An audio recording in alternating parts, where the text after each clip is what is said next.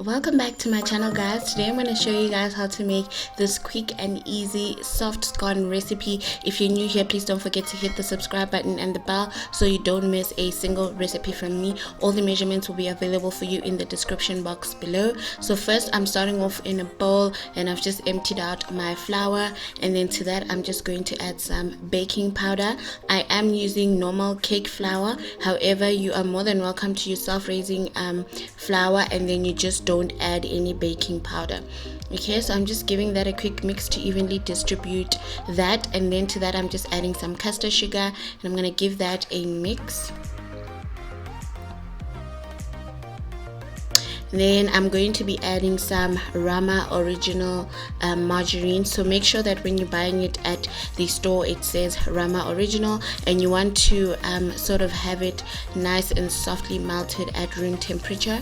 And basically I'm going to make sure that all my flour is covered with this butter, and as we continue moving you'll start to see that I'm no longer massaging the flour with the butter, but I'm then rubbing it against each other because I'm trying to get breadcrumb texture. And the purpose for this is it creates that nice fluffy center that we're looking for, and it's very, very important when you're making scones that you first do this step. Don't just mix everything together. So once all the flour is evenly combined with the butter, it should look somewhat like breadcrumbs or small amounts of breadcrumbs. And it's very important, like I said, that you first make sure you achieve this texture.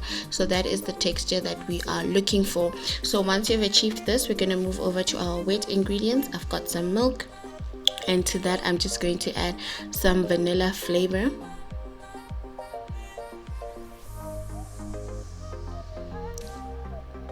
Then I'm going to mix the vanilla essence with the milk together, and then I'm just going to create a while in the middle of our crumb flour mixture, and I'm just going to add the milk.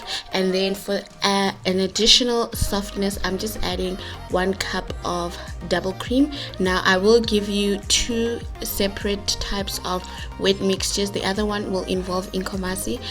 You just need to choose which wet mixture you want to go for this recipe. So this is the one that I went for, but alternatively you can use Inkomazi.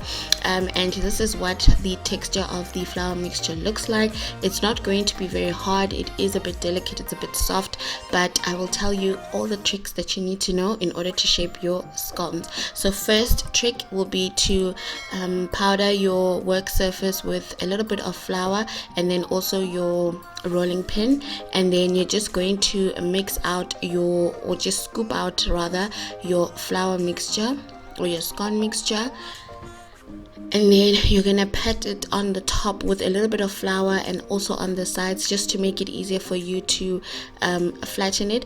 Now you will see that I'm not flattening it excessively because I don't want to get rid of those little breadcrumb textures that we had in the beginning, because that's where the softness lies in for our scone. So then I'm just going to add it to a lined baking tray.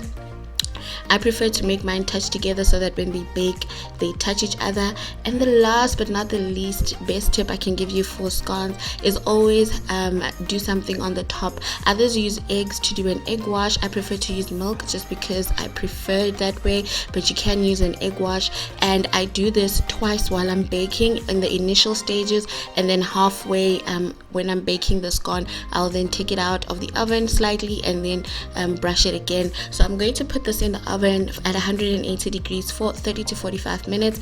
The time depends on the thickness of your scone, and this is what the scones look like coming out. And they are really, really nice, and they're quite a big size as well, so you don't need to eat a lot.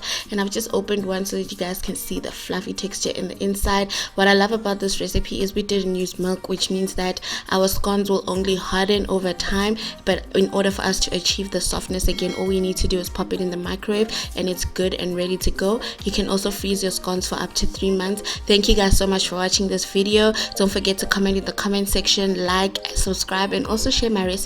Thank you very much. I'll see you next time.